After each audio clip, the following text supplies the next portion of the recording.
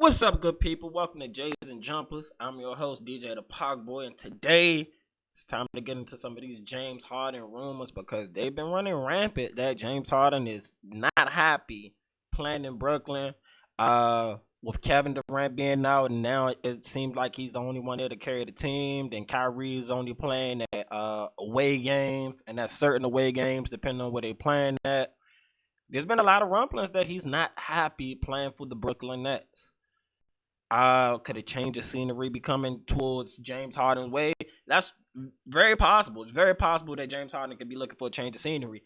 And I mean, I can kind of understand, you signed up for one thing and now this season, everything's not playing out the way you expected it. Last season, injuries, kicked your team's ass. And now it's looking like that could be happening again. It's an interesting situation to me. James Harden to me is like a newer version of Carmelo Anthony. He's an amazing scorer. He gets you buckets, but I don't think he does everything else to put the team in a better position. Mine is scoring the basketball. And I mean, it's no offense because scoring is a huge component of basketball, but you need intangibles like trying, on defense somewhat, or at least in my opinion, you should be trying. But that's not the way it goes, especially how open basketball has become. But you should not be a super defensive liability. And in my opinion, that's been James Harden for the majority of his career. He just likes putting the ball in the basket. That's it. That's not a knock on him. But, that was something I always held against him, even when he was in Houston. Like, can we get a little effort? Just a tiny tad bit of effort. Just a little bit of effort. If you got that, then it'll take the team so much further. I mean, yeah, they got close with Chris Paul, but Chris Paul is just an underrated point guard. You know what I'm saying? Chris Paul elevates teams around him. As we seen, he makes places better. Literally. He goes there, they win so much more. Now, we're going to get into this article here on Bleacher Report. They say sources explain why James Harden will welcome new scenery next season. As the NBA calendar approaches February 10th trade deadline, word has circulated around the league about James Harden's increased interest in testing the open market this summer and how his impending free agency is impacting the 76ers asking price for Ben Simmons. In his 13-year career, Harden has never been a free agent. By all accounts, the former MVP has clear intentions to reach unrestricted free agency for the first time, even if that would lead him back to the Nets. Harden remains invested in competing for a title in Brooklyn this season, according to multiple sources with knowledge of the situation. But Harden has recently informed several confidants, including former teammates and coaches, of his interest in exploring other opportunities outside of Brooklyn this summer, league sources have told Bleacher Report. So he's saying while the season's here, he's not asking for trade mid-season. He's probably not going to do Brooklyn the way he did Houston when he decided to leave Houston. Because, I mean, he looked like he was just putting on weight, not caring at all. You know what I'm saying? It don't look like he's going to go that route. He's going to play. He's going to get paid. People going to pay James Harden. The boy could put the ball in the basket. That's the most important facet of basketball, outscoring the other team. But you also have to stop the other team from scoring. So back to the article. James isn't going to hold back, said a person familiar with Harden. He's going to tell you where he stands. Harden has been vocal to Nets figures and close contacts alike about his frustration regarding Kyrie Irving's part-time playing status. A recent injury to Kevin Durant has exacerbated the issue, leaving Harden to shoulder the majority of the offensive burden during Brooklyn home games. That's kind of your thing, you want to score, give me the ball, ISO, you do your thing. That's your game. Now you upset that you got to play your game. That's a little weird to me, but I can understand the burden part, and you expected to have these other pieces to play roles that's not scoring so much or not having all the extra burden on you. But you're a superstar, or at least a star. You know what I'm saying? I don't know if I'm saying. I kind of reserve the superstar for the guys who lead their team to championships, i.e. Giannis, LeBron, Steph, people like that lead teams to championships. Nets coach Steve Nash fluid rotations have also disappointed Harden, sources told Bleacher Report. Nash had favored hot hands closing lineups rather than fixed crunch time unit. I understand that if we're winning, play the hot hand. If this is your night, give the ball to the man if it's his night. I understand that. We want to win at the end of the day.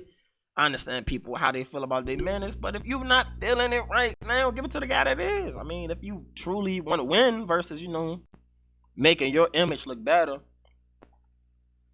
So, it says his new city could also be an issue. According to multiple sources, Harden has not enjoyed living in Brooklyn compared to his days as a central Houston magnet. Outside of the changing climate, the chasm between the state taxes in New York versus Texas is quite obvious as well. So much different. No state taxes versus high state taxes. That's a huge fucking difference in money. You know what I'm saying? And in Houston, they loved Harden. Like, love James Harden. So I could feel that too. Plus, the weather's a little better down there in Texas than it is in New York year round. Don't get as cold. I mean, it gets hot. But if you want to party and enjoy life, you want the heat versus the cold. Always. So I can understand that too. Says, to be clear, there's been no trade requests. A net Sixers deal is highly unlikely to materialize prior to the deadline, yet Harden's apparent openness to joining Joel Embiid and reuniting with Philadelphia president Daryl Morey will loom over the Sixers trade conversations for Simmons for the next 3 weeks.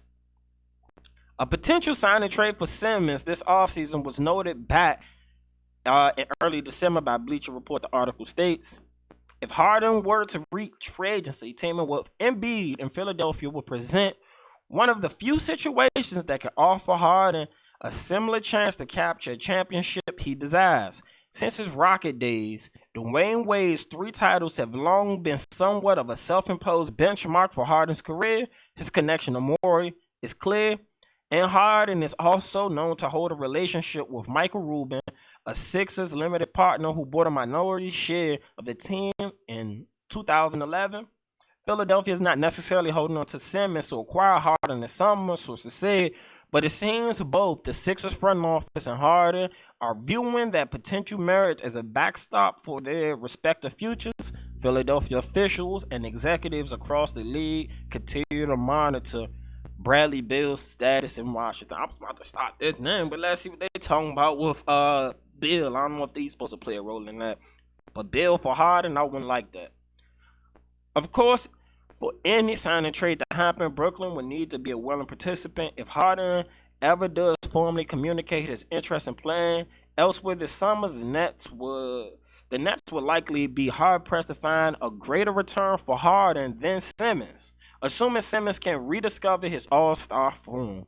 Simmons, after all, was the Rockets' runner-up offer for a Harden trade a year ago, and the Sixers have signaled a willingness to attach additional assets to acquire a player such as Harden or Damian Lillard.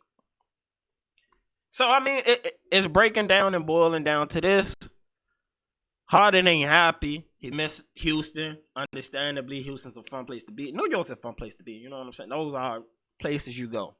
But the culture, the climate, the money, a.k.a. taxes, is a huge component to shit that'll make me say, I want to go back to Texas. I want to go back to one of these places, lower taxes and stuff like that. I completely understand that.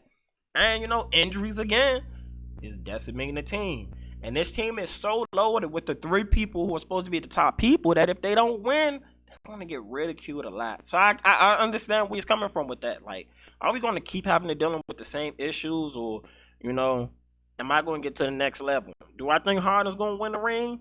I don't know. Depending on the role on the team that Harden has to play, in my opinion.